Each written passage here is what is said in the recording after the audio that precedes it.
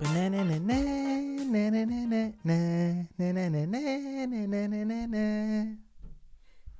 song is fire. What's up, champions of the world? How are you? Great to hear. I'm doing good as well. I hope your weekend was well. Mine was pretty good. Didn't do too much. My producer's face looks like a tomato. So, that's cool too. So, wear sunscreen next time. Cool? Cool. I got 2 thumbs up. Man. Juice WRLD. What a prolific artist at such a young age. And what a absolutely devastating death that this was.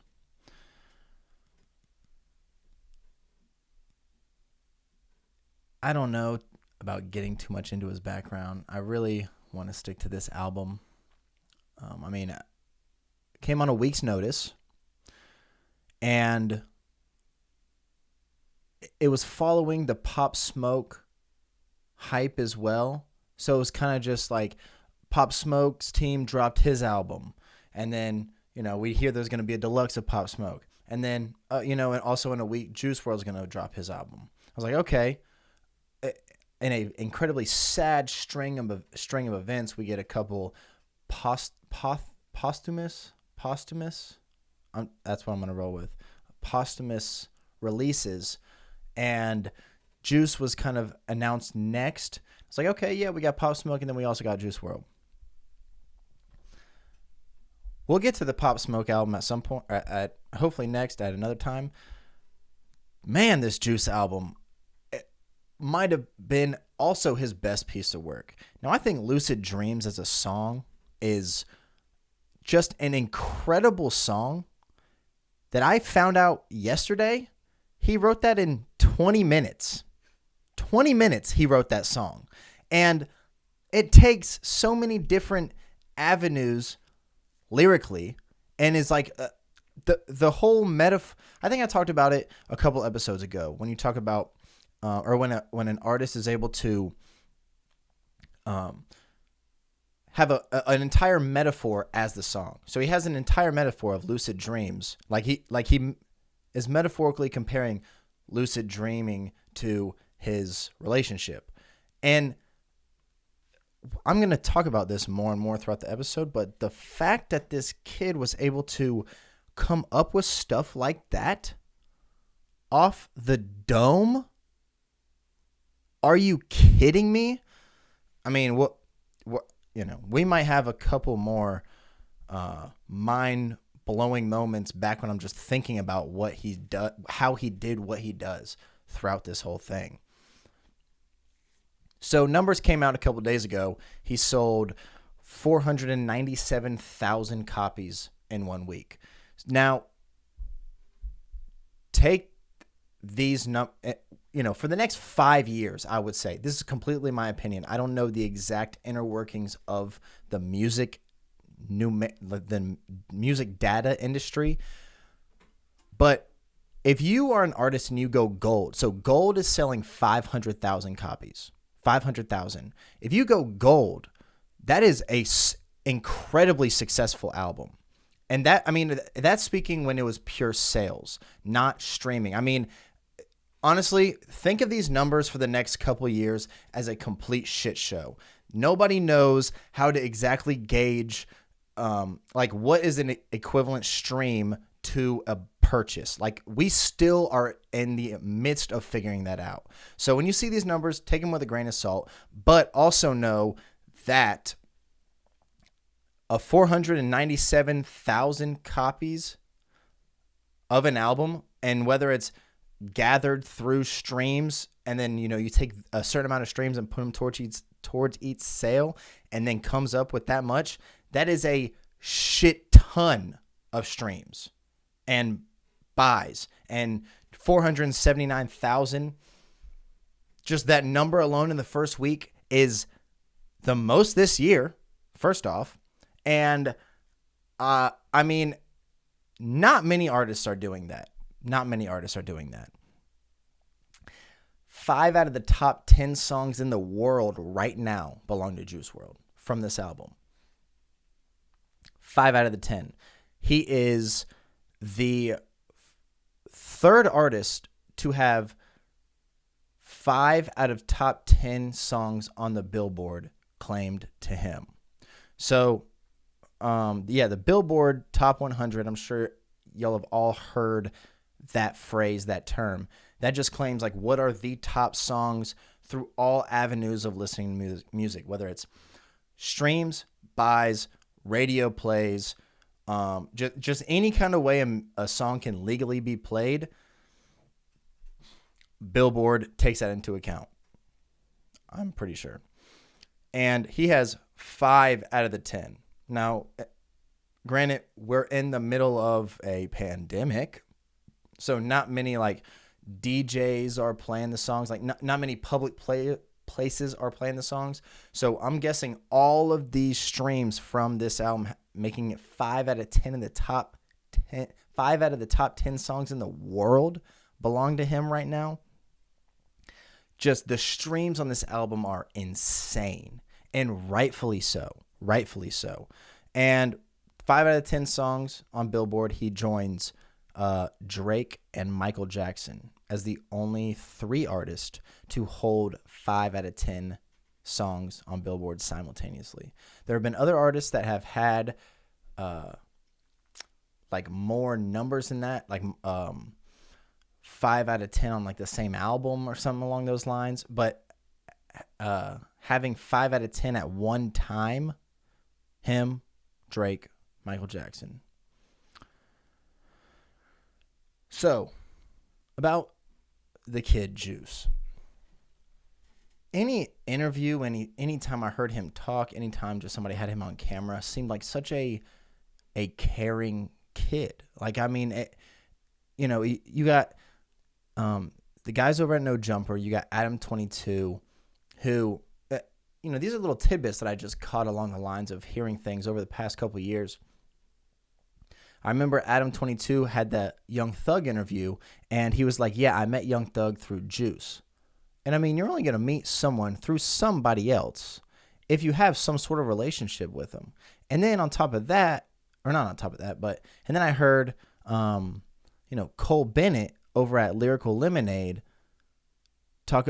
I watched him have the whole tour of what he's got going on in Chicago, that whole warehouse, which is fucking dope shit that he's got going on up there, or somewhere in Chicago, Illinois, somewhere up in there. And he was just talking about how close of a relationship he had with Juice. And I mean, he just seemed like he was so caring of other people, which it is so necessary to have those kind of people in this world. Like, it really, really is. And I mean, through his music, through his interviews, and then just through the expression of others, it was so evident how much this kid just wanted other people to be happy, like, no matter what. And that's just like such a beautiful thing. It really is. Like,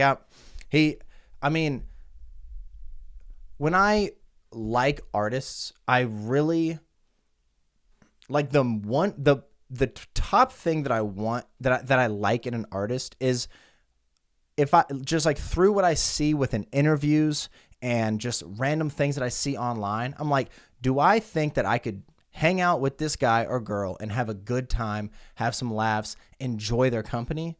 And if the answer is yes, like, that is the most important thing to me. Like, and then comes the music. Like, if I look at you and I'm like, this person just seems like such a dick, like, I don't think I would enjoy a conversation with them at all, or enjoy being around them. I can enjoy the music, but then I'm like, I mean, I enjoy it, but I mean, I don't know where the exact place it's coming from. Doesn't seem like that great of a person. And Juice was the epitome of somebody that I just feel like would be such a dope kid to be around. And then on top of that, had incredible talents that we shall get into. One of his trademark kind of things that he was able to attached to his name was his whole 999 movement. So, you hear a lot in this album, a lot of his previous albums. I think a couple of his social media handles have 999 at the end. And I never knew what it is, but obviously it was a flip of 666, which is, known as, in a biblical term, like kind of like the devil's or like Satan's kind of like phrase or number, however you want to call it. So I dug a little bit deeper and was trying to figure out why this was the way it is. And I think in 2018, he had an interview with Sway on MTV, and he asked him about it. And his response was, in the last book of the Bible, it says 666 is the mark of the beast, or Satan, or, whatever represents devil, hell, anything that represents the lowest level, or just anything that represents hell, Satan, all of that.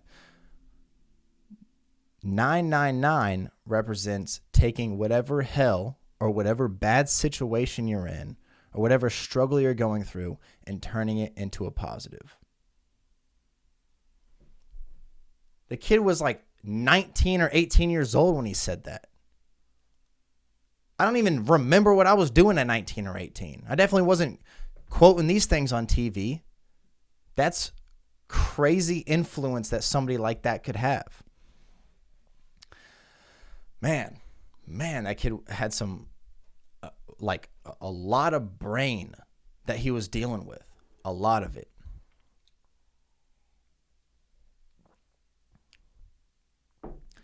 So, let's get into his musical style. There's a movement that has been going on for the past couple years that is a continuous trend that I'm seeing, where these artists are kind of taking a lane. Some of these artists are taking the lane of like a punk rock early 2000s band. And it's so interesting to see because like a lot of music cycles. I mean, you had Amy Winehouse, kind of dip into the 60s era. You got The Weeknd, Dua Lipa right now dipping into the 80s era. And you have some of these artists, and I don't know if it's because they grew up around it, maybe their parents played that kind of music a lot, or if they were just, had older siblings or what. But some of these artists are, some of these quote unquote hip hop artists, which of course they are, but they've, labeling genres these days is we are almost at a point where it is out the window. Every one of these artists is making multiple kinds of music. Multiple. Juice WRLD is a perfect example of that. A lot of his music is straight up punk alternative rock, and nobody can tell me otherwise. I mean, the last song on this album, the biggest song on this album right now, the number 2 song in the world right now, is a rock song by Juice WRLD. Straight up. And another, there is a group of artists that kind of had or are kind of spearheading this movement. Juice WRLD one. Lil Peep was another one. I mean, unfortunately, a couple of these are not alive anymore, which is very sad. Juice WRLD, Lil Peep, XXX Tentacion. Rest in peace to all 3 of them. Really, I'm going to get into a little bit of just the way they bend their voices throughout their music is not hip-hop-esque. I mean, it's, blending between the two of hip-hop and rock, but we've seen it stem from rock music. And then the other 2, Trippie Redd, who's on this album, who does the same thing, and someone who has kind of taken more of a hip-hop lane but done it as well is Lil Uzi Vert, who might be the biggest out of all of them. But man, there's a lot of rock elements to his and all of their musics. Let me know if I'm missing anybody or if there's anybody coming up right now that is in the same lane. I love this kind of music. If it's great, then I love it. If they do it well. Excuse me. A couple of the bands that I was thinking about when I was listening to this album or just kind of listening to these artists, like literally like Linkin Park, Fall Out Boy, Green Day, Blink 182, and Yellow Card. And yes, I said Yellow Card because they are from Jax, and Ocean Avenue is right there, right that way. So shout out to Yellow Card, just because.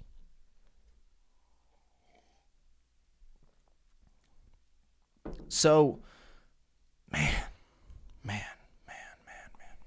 I wish this kid was still alive. So I'm going to start with the interlude, the man, the myth, the legend on this. So there's multiple people, Lil Dicky, Young Thug, Adam 22 from No Jumper, a couple other guys that are on here that are just expanding on his freestyling ability.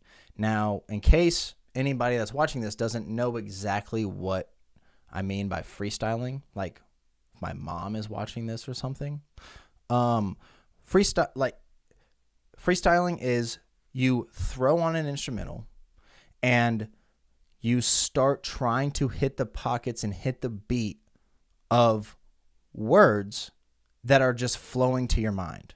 You have nothing written down and you just hit it and go.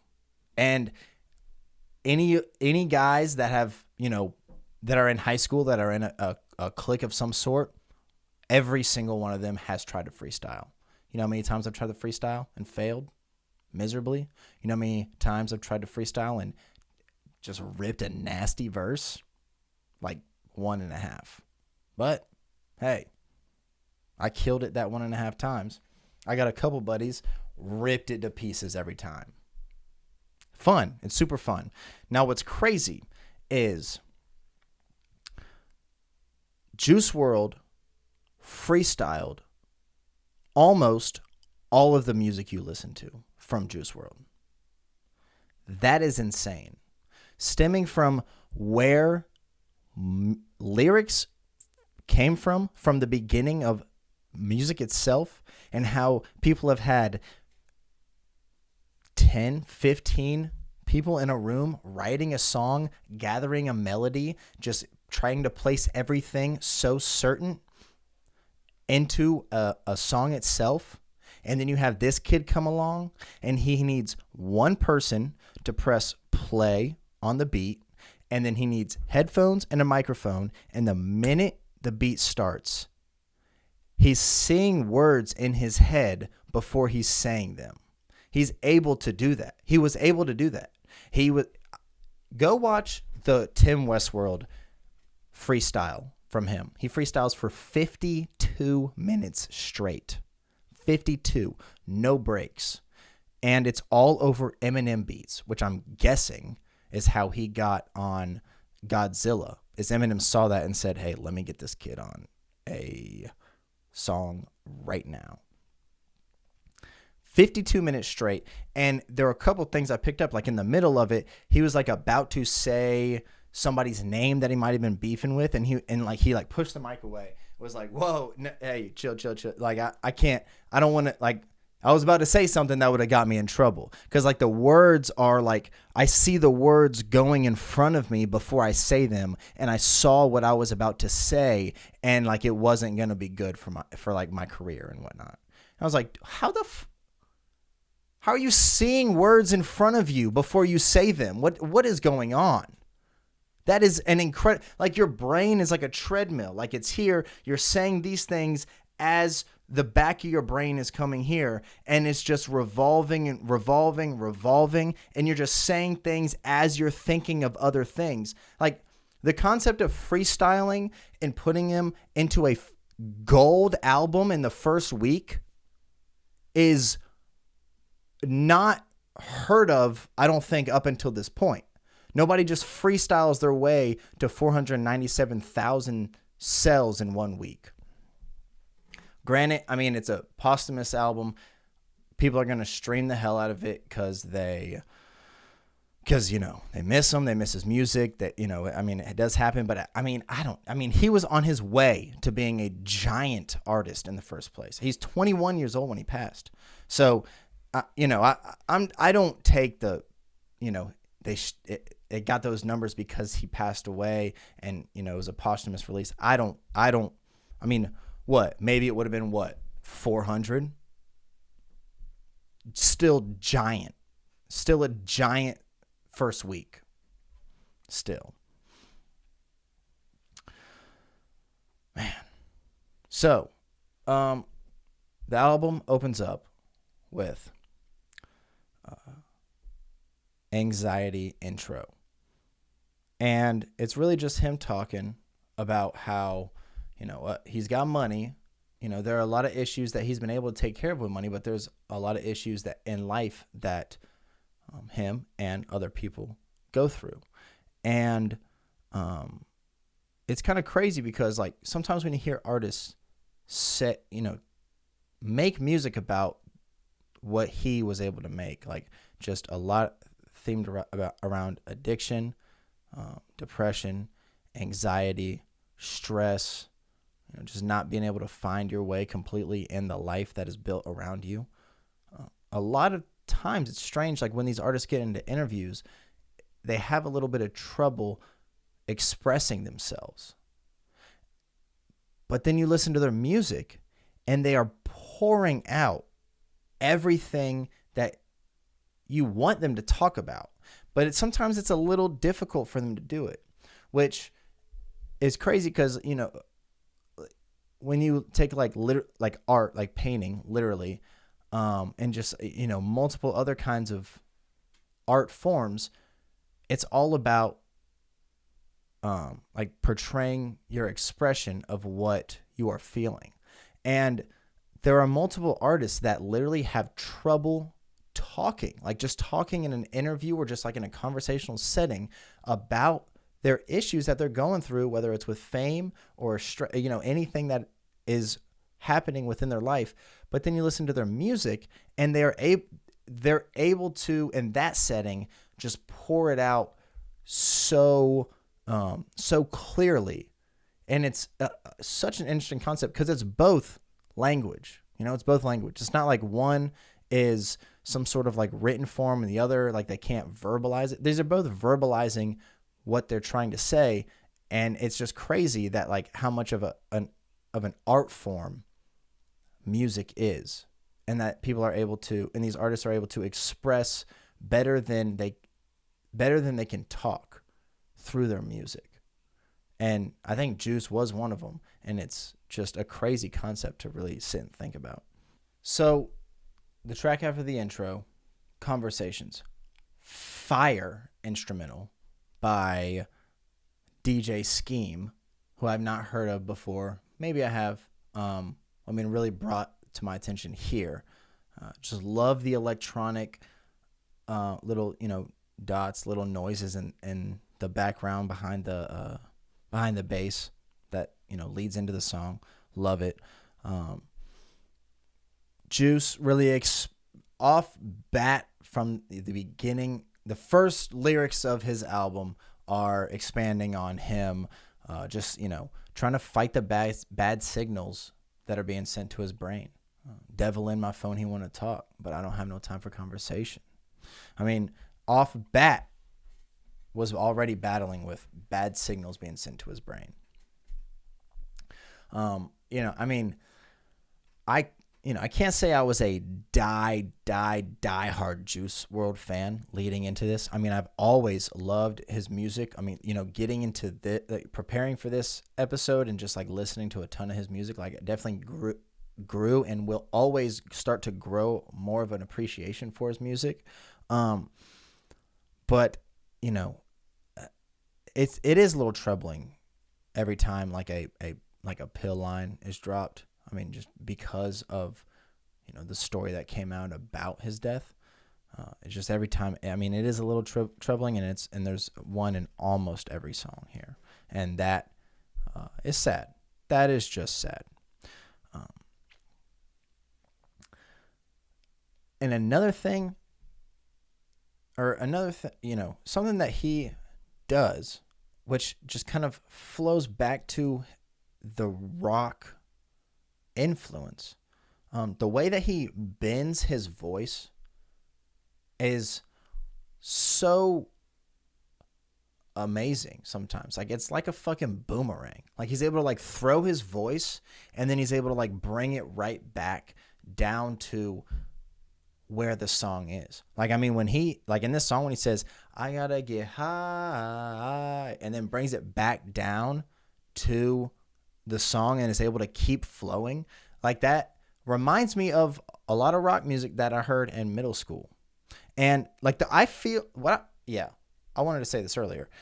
I feel a lot of these guys, the guys that I mentioned earlier, are what, like, if you were in middle school and the early to mid 2000s, like I was, I mean, there was like a whole alternative rock phase. I feel like these guys are the middle schoolers of today's like rock bands. Like, I feel, Uzi, I mean, Cardi to a degree, Juice, a huge one. I mean, like, so many young kids loved this guy. Like, he was just giant in like the middle school to high school range, like just giant. And I mean, so I'm on one end, I hope that most are not influenced by the drug lyrics, but on another hand, he just shared that emotional, caring vibration that you would want off of a person and through their music. So I'm hoping that, a lot of young kids were able to feel more of that lane than the former lane that I had mentioned. Track 2, Titanic. Solid little metaphor as the chorus. Nothing too crazy. Something I noticed in the song, particularly in the verses, was and I have noticed this in previous music of his, he loves to plug his lines.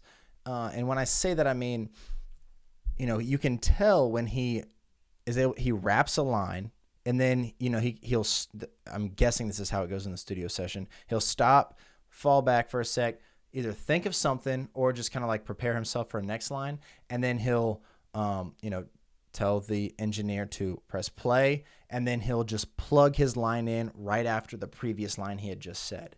And you can tell in this song particularly, and in a few other songs, that he does that.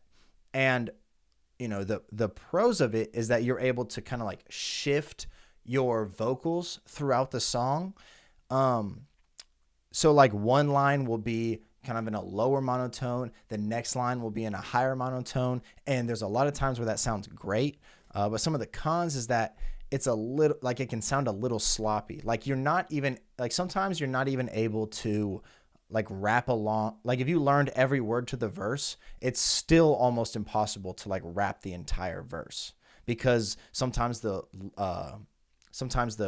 lyrics are like layered. Like, he's saying one thing before the last verse, or before the last line that he said is even finished. So it's a little tough to it's tough to like rap the whole thing. If you learn every lyric, you still can't even rap the whole thing, and it can be seen as a little sloppy. But I mean, a lot of times it seems like he has a purpose of doing it, because obviously he can freestyle a full 16 with no issue. So most of the time he does it, it seems like he wants to change monotones of his voice. So I mean, it's very evident in this song, Titanic. And I mean, the name Titanic is just a dope ass name for a song. And I mean, the chorus is nice, like I said. But yeah, really my biggest takeaways of that. Track 3, or the next track, I might just say the next track because I already started with the interlude. Next track, Bad Energy. Like I said, another one that just kind of like hurts when you hear it. Literally opens the song up with "Swallow all my pills with my pride." Tough, man. Tough to hear that. Tough to hear that. The chorus is just a wave of itself. And sometimes, I hear these choruses and they're just so beautifully sung by him, or just, melodically just flowing so wonderfully. And I knew he was a good freestyler. I've seen videos of him freestyling a lot, but then I watched that Westworld freestyle and I was like, this is unbelievable. Like, it's literally almost like, you almost don't even believe it. Like, you would think that he has somebody just like behind the camera, like just like holding a piece of paper and like throwing another one for an hour straight, and he's just got things written down the entire time. And that's not the case, because there's so many lines that make complete sense. And sometimes, that is impressive, but if he's able to freestyle these melodies that just stick with you, like the chorus of this song, Bad Energy, like the melody of the chorus just sticks with you. And if he's able to just, as soon as he hears the instrumentation, just say it like he does. I mean, he might have been the best freestyler ever. He really might have been. He might have been the best freestyler ever at age 21. The next track, Righteous. This was the... sorry about that. This was the first... I believe this was the lead single. I think this was the lead. It was. I think it was the lead single. I heard it a couple times. I didn't appreciate it as much as the song, just because, I don't know. I think I have just like a twisted way of looking at lead singles. Like, it just kind of, I just kind of expected it to be a smash hit, which is wrong on my part. And this was, a very low monotone song, beautiful little guitar instrumental to open the track. You get this kind of melancholy feel throughout the whole thing, but then, you realize the opening lyrics say, in my Gucci suit, I'm feeling righteous. You can open up a banger with those lines. That's a fire ass lyric. And he just says it in such a slowed, kind of just sad way. But then you realize it's, in my Gucci suit, I'm feeling righteous. That could be, 2 Chainz might have said that at some point. That just sounds like a 2 Chainz line, honestly. And then, unfortunately, a reoccurring theme of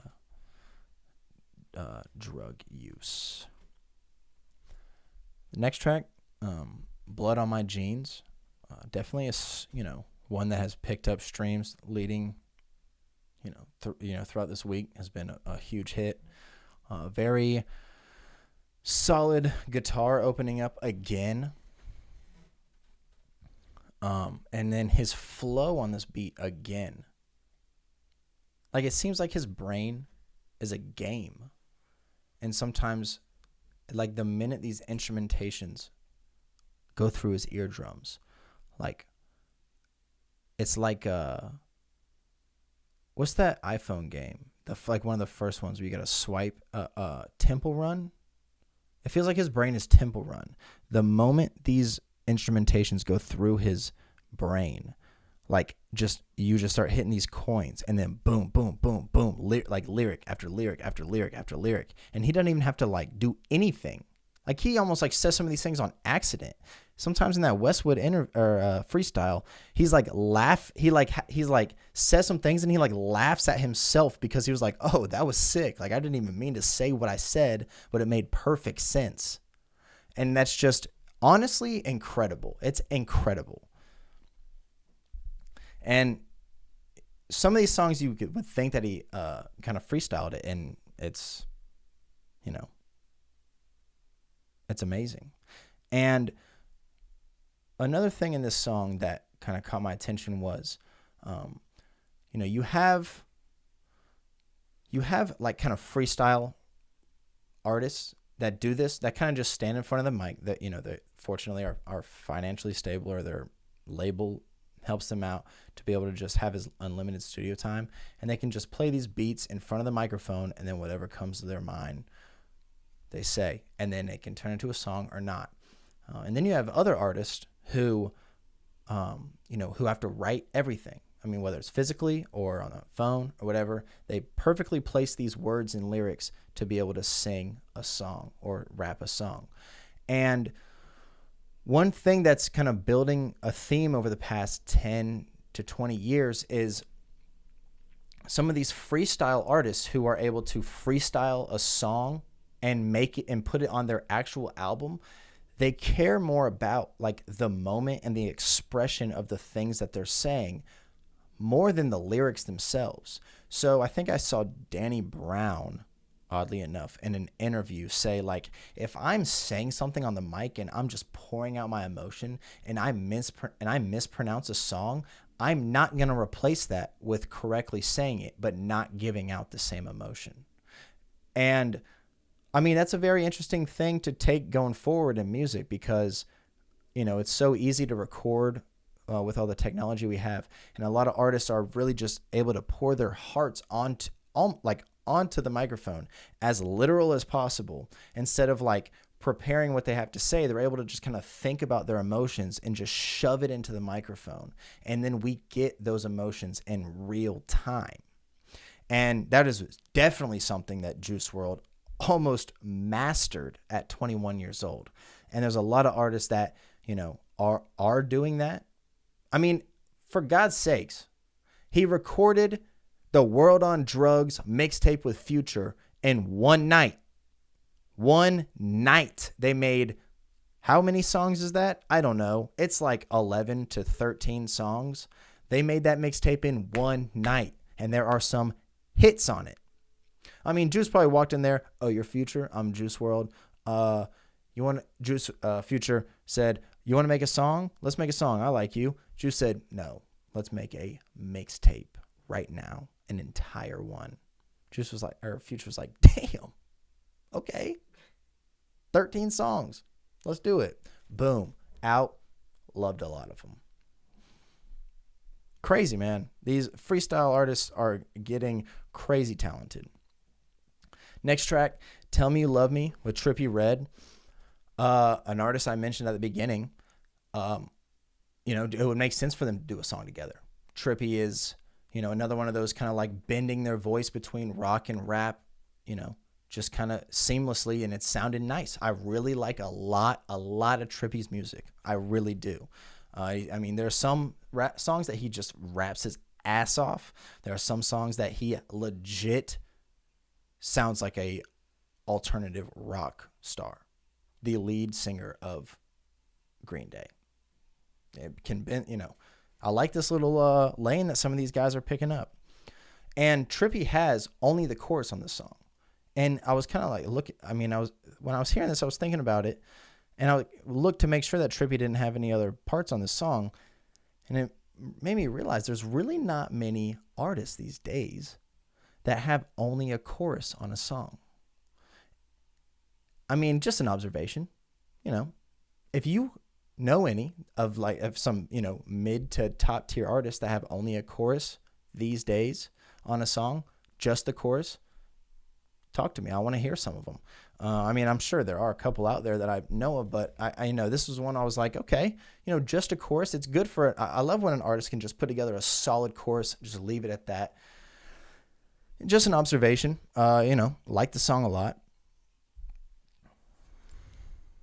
And then, Juice just goes in on a couple of verses. And oddly enough, the next song, Hate the Other Side, that he did with Marshmello featuring Polo G and the Kid Karoy. I am not sure how to pronounce his name 100%. I believe that it is it. I've not heard of him before this. Liked his verse on this, definitely. Oddly enough, contrary to the last song, Juice had only the chorus on his own album. Sweet. Let the other two kids shine. Polo G had an album come out early this year or, end of last year called The GOAT. Is that what it was called? I think that's what it was called. A little premature, but I like the confidence. Polo G. Solid 2 verses from those guys. Um, I am laughing because Juice says beam on the glizzy in this song. He says beam on the glizzy. And this had to come out right around the time the fucking hot dog eating contest was this weekend. And I saw a picture of a damn scope on a hot dog with this line as the caption. And that shit made me laugh. It made me laugh. Yeah, solid track. Solid track. You know, the next track, an interlude called Get Through It. I'll literally just read you what he says. He says, if anybody is going through anything, I hope and I pray that you get through it. And I just know that you have the strength to get through it, whatever the fuck you're going through, no matter what it is. And I mean, just another example of what I was talking about at the beginning. Just a solid kid, man. Just a solid, good-hearted kid that cared about the well-being of others. Now, I mean, you know, I personally believe that you kind of need, for this world to exist, you need people at all spectrum, at every spectrum of the scale. Like, you need people to hold balance to bring it all within the middle. And I mean, Juice was one of those kids that, you need people that care so much about people. And he was one of those people at the top tier of that spectrum from that side that just, pushed out love to everyone around him is what it seemed like. And I mean, really, like, this interlude could have saved one just troubled 17-year-old kid's life whose life is just a hellhole, terrible situation. Just a humongous Juice WRLD fan, just emotions pouring out every song that he, listens to from him. Just Juice was, this kind of music was his savior. I mean, who knows? I have no idea. But this, like, something like this, a kid could have been going through a shithole of a time. And then, like, this interview, just Juice talking to a kid like this, just like, who knows? But like, it's just a beautiful thing to put this on the album. The next track, Life's a Mess, with Halsey, which I think, I believe, I'm not totally sure, but I believe that she implemented her vocals onto this track after he had passed, I think.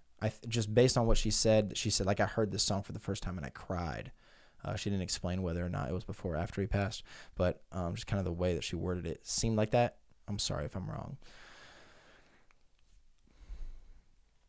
Just another example of, like, as soon as the instrumentation starts flowing, his voice just, beautifully escalates to where the instrumentation is. And then it's just like, it just flows along with it. And I mean, it's just kind of one of those moments you realize, like, just based on what I've been explaining for this whole episode and the things that I've seen, I mean, you just kind of feel that the moment that he hears it, like, he's able to just project what is just in front of his head before he's able to even say it. And it's just some crazy, almost like superpower. It's almost a superpower. It actually is almost a superpower. Very emotional lyrics. And then, piggybacking off to what I was just saying, what Halsey said, I think kind of her statement as this album released, with her on it, she described him. This wasn't even all of her post, which I should read you all of her post. She said, a true genius who had lyric and melody spilling out of him without any second thought or hesitation. So, I mean, that's, really just kind of what I've been reiterating. Just, he was able to take melodies as a whole, like melodies and songwriting as a whole from, like I said earlier, just back to whenever songwriting was around. I mean, there are classic songs where you had a lyric writer. You had somebody who wrote the melody. So you had somebody who just kind of planned the way the words would flow throughout the song. And then you had the performer of the song. So there are, some Frank Sinatra tracks and this and that where there's, he didn't even write them. Obviously, I'm not discrediting Frank Sinatra. Please, no one ever think that. But you had so many components to creating a song. And I mean, hip hop is a lot about personal experience. It's a lot about, you're creating the music out of your own life itself. But for Juice to just be able to just almost sometimes unintentionally spill out these melodies and these lyrics that sometimes he didn't even realize he was doing is like very, very odd in such a astonishing way. I mean, it's really just crazy to listen to these things knowing that he, really didn't take much time doing these. It's pretty crazy. Really, really crazy. Next track, Come and Go with Marshmello.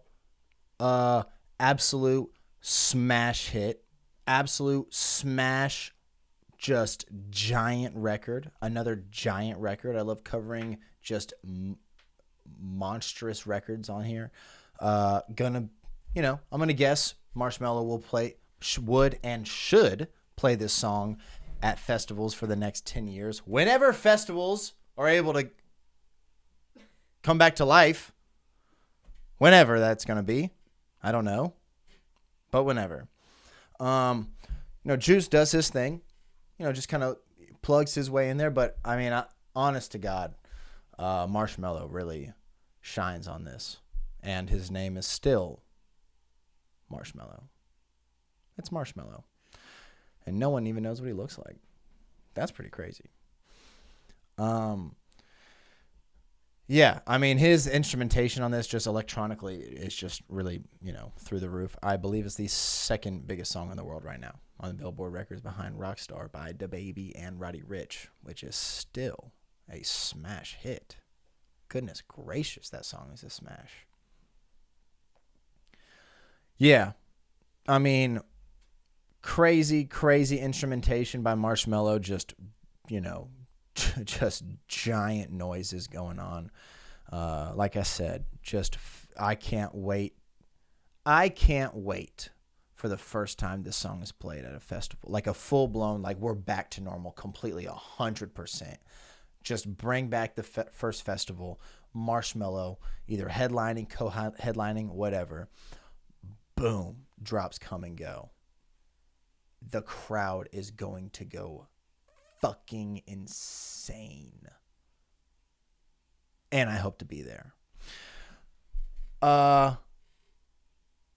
really like the way the engineer layered Juice WRLD's voice on this chorus. I mean, he leading into it, it's singular, and then I believe the way I heard it is he doubles it up, and it just adds another layer onto it.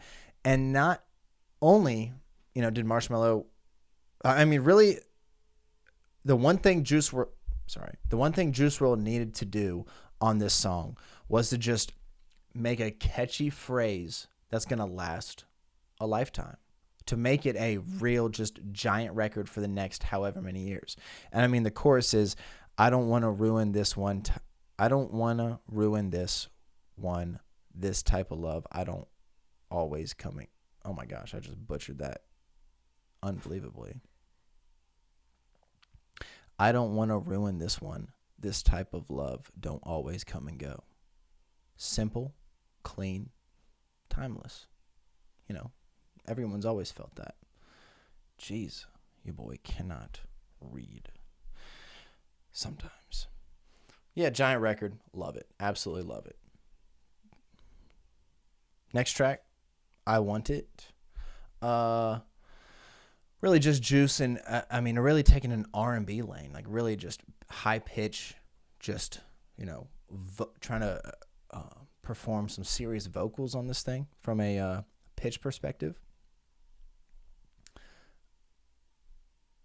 One lyric that really I mean, I feel like this could be him just in a zone, kind of just saying whatever comes to his mind. He says, "How long is forever? I don't know, but I want you forever. That I know." I mean, just kind of the concept of, unsure things in life, but the one thing that he is sure of from a love perspective is that he wants the woman that he is talking about, which a lot of people have felt that, just a whole bunch of bullshit going on in their life, but the one consistent thing is their counterpart emotionally. And he's able to fit it into one lyric. The next song, Fighting Demons. Nice keys, nice piano keys to introduce the song. Just another song of him really just expressing and just pouring out his inner battles. Just another one that just kind of, you see him not taking much time planning this one out, just pouring out the thoughts that are on his head, what he's been going through, for the past however long, just the weight on his shoulders. He's able to just push that weight onto the microphone metaphor. And it's just, just him pouring out once again. I mean, my demons are breaking out of their cage. I'm praying that I see another day.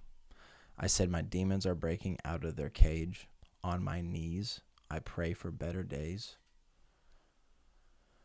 Just honestly, like, super sad to hear those kind of things coming from somebody who, ended up passing away in such a, strange and just kind of horrifying way. And, I don't want to preach, but, just like, pills are bad, man. Just do what you can in your life to not get addicted to pills that can have serious, serious repercussions. Because, I mean, there's a lot of drugs that, some, I think, psychedelically could maybe twist your brain into thinking about situations differently that are not addictive. Then you have other addictive drugs that could be bad. And just pills, like, I mean, just every single situation that I've seen come out of like a pill addiction is just really, really tumultuous, sad, very heartbreaking to a lot of people that are involved with the situation. So if there's one thing that I could preach that you might watch and hear from this, just either call me or DM me. Like, I am available to talk about these kind of things. If you are struggling with these, I swear to God I am. I really, really am. I promise you. Like, either talk to me, talk to somebody. Just, man, pills are just one thing that I just, can really, one drug that I see from people that I have come across that can really, really change everything in their life and everyone around them. So, like I said, either call me or just find a way to cope other than that. I'm done preaching.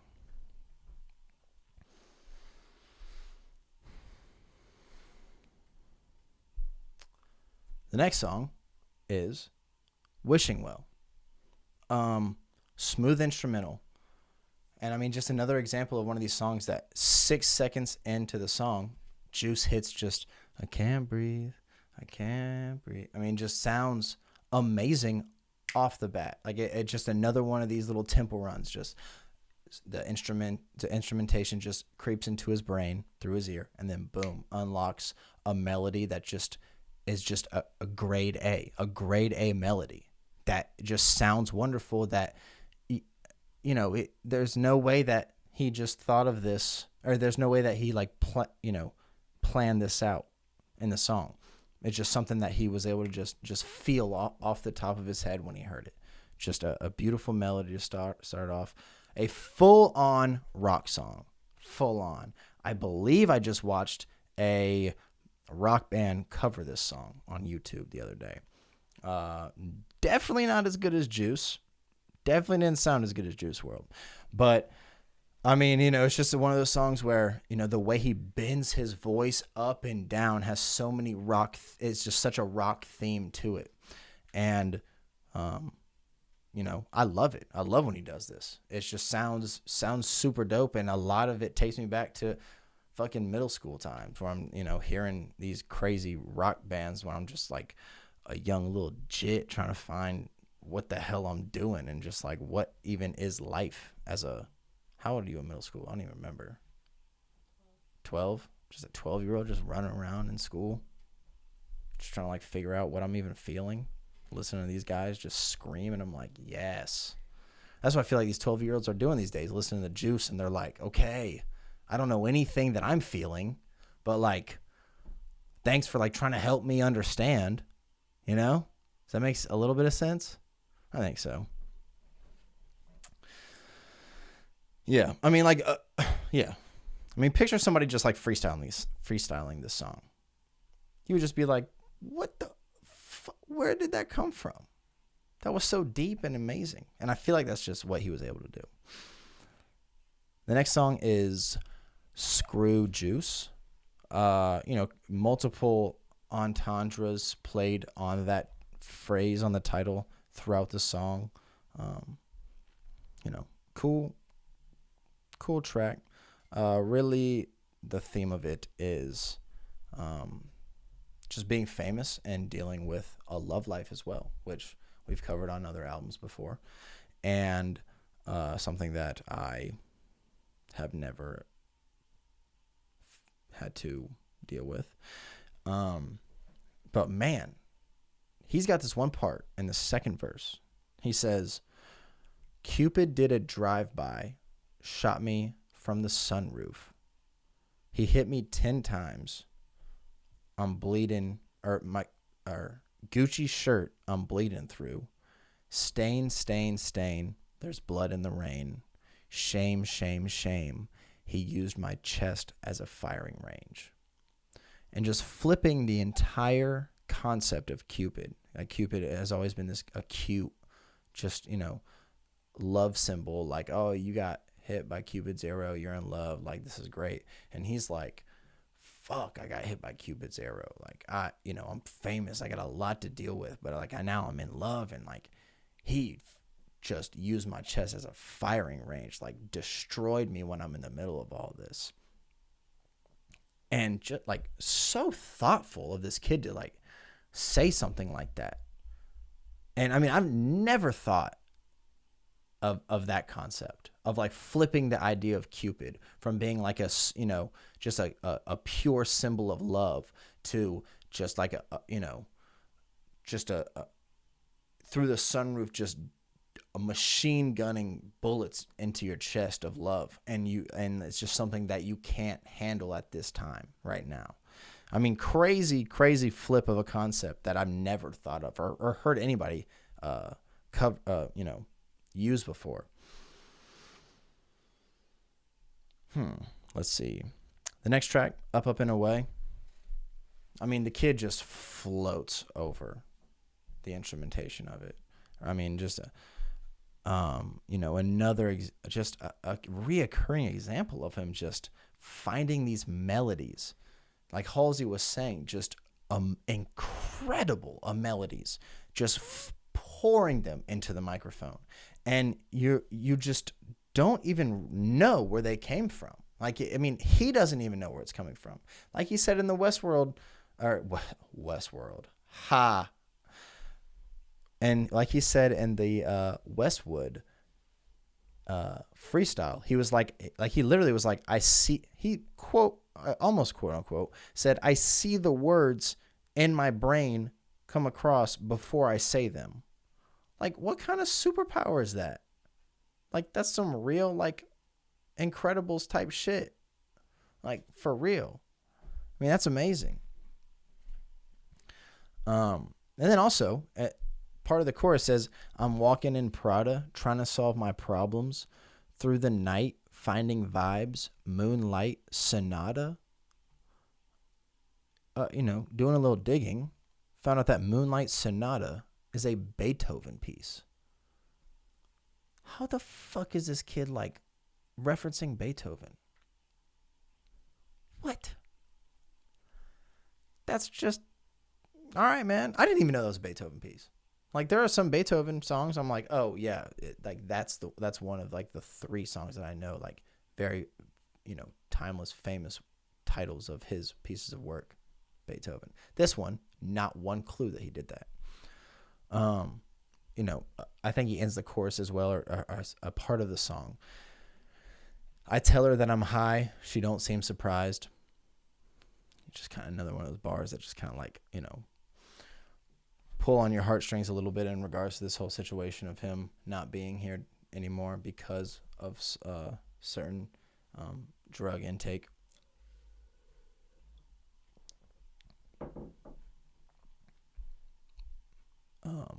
Yeah. Next track, Stay High. Really just kind of same theme as the other songs, obviously based on the title of the song. Just kind of drug, depression, anxiety-filled lyrics that just, keep reoccurring and just, almost makes me emotional when I hear these songs and think about them and then, just remembering, the moments of me reading the articles of like the police statements of kind of like the events that unfolded, on the airplane with him passing away. Just, very, very sad, just sad situation. Yeah, very sad. A lyric that he had in this, he says, up, down, right, left, A, B, cheat code. He says that in the song. And he also said that in the Westwood freestyle. Just a cool little thing that I realized. Sticking on the same, unfortunately, just, melancholy theme. Excuse me. Next track, Can't Die. Sad title as well. But also, you look at the title of the album, Legends Never Die. And with what this kid was able to accomplish by the age of 21, and the influences that he had and the people that he was able to touch, privately, or the people that he was able to really, form some of the artistic lanes that people had been able to reach. I think I explained that, described that correctly. This kid was a 21-year-old legend, for real. He really, really was. Legend. Yeah, first and foremost, legendary freestyler. Absolutely. Legendary freestyler. By the age of 21, was a legendary freestyler. That is no argument whatsoever. And don't come at me saying anything otherwise. That is a legendary freestyler. Absolutely. And then his whole impact on top of that, from just the good vibes he was pushing out, man, this was, definitely one that I was so excited to see where his career would take off to. Can't Die. Melody on the chorus sounds nice. It's got a line in there. Every day it feels like somebody new dies. Hope the news is a lie. Swear to God, the exact feelings that I had. Woke up, scrolled through Instagram, saw this, literally couldn't even believe it, and was like just hoping that it was a lie. For real. And then, musically, we end the album on a high note. Man of the Year. An absolute straight up head-banging rock song. Just smash. Skrillex produced this one. Love it. Love this song. The way he bends into the second part of the first chorus, I believe. When he hits that JK Juice WRLD, you're so awesome. That shit's just fire. I just love the way he says that. Love how he hits that. Very, very, very just correct tone that he was able to use on this song. And then just a chorus for the ages for these kids to just be screaming at parties that just let's raise our hands, let's sing and dance. I know my lyrics saved you. Now that last part is a little crazy and maybe a little deeper than it should be. But just the let's raise our hands, let's sing and dance. I mean, I hope kids are screaming this till the end of time. Awesome stuff. And definitely can't skip over the lyric and the second verse. Dick big too, probably couldn't fit in your mom.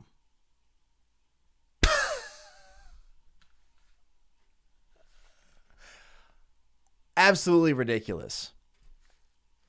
But throw it in there. Why not? Why not? Man.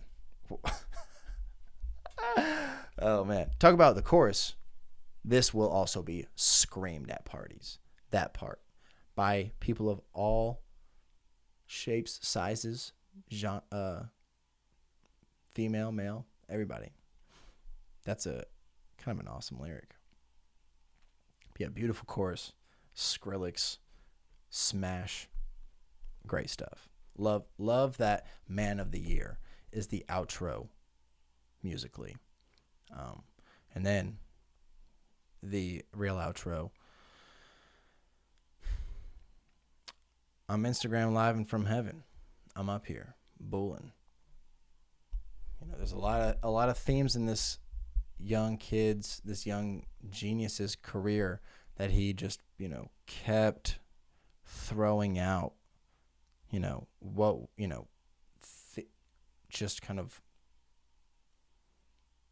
moments or just themes and lyrics of him dying early, which is sad. And, it's one weird thing to hear that from an artist that did. There are a lot of artists that are still around that do say those kind of things continuously. So, it is kind of like a theme in like the rock star era, or just like the rock star life in the past like 40, 50, 70 years, however even long, 70? No, like 50 years that rock stars have, really been prominent in American culture. But when one passes away early, it's always so just kind of like chilling to the bone to go back and listen to the things that they said in regards to, not being here anymore, and then they're not. Sad stuff. Very sad that he's not here. Impacted a ton of lives. I hope that there's more music stashed up. I would think there is, based on just how easy that he was able to pour music out onto the microphone. But I don't know. Just one of those kids that I was so excited because I knew that he was a good freestyler. I knew that he was able to just launch music into the world with no second thought at all. And I was so excited to watch him. He's 21 years old. I'm 25. And like, I don't even know like how he was doing that at that young age. Like 4 years ago, me doing something like that is just a crazy thought to have. So I was so interested to see by my age, or like a little bit older than I am, of him just being able to take his freestyling abilities and just hone them in and hone them in and hone them in to just create like the most just vibrant and incredible music that his mind would let him create. Because I think at this age, he was so good at just pouring his emotions out without second thought. So I would have loved to seen him be able to enter that second thought and maybe plug in things that he thought were better than what he originally had just, expressed vocally onto the microphone. So, I was super excited to watch this kid's career. It's so sad what happened. Full on, rest in peace, Juice WRLD. Your music has affected a ton of people. It will continue to affect a ton of people. You're breaking records, and I love the album, man. To his team, I love what y'all did with the album.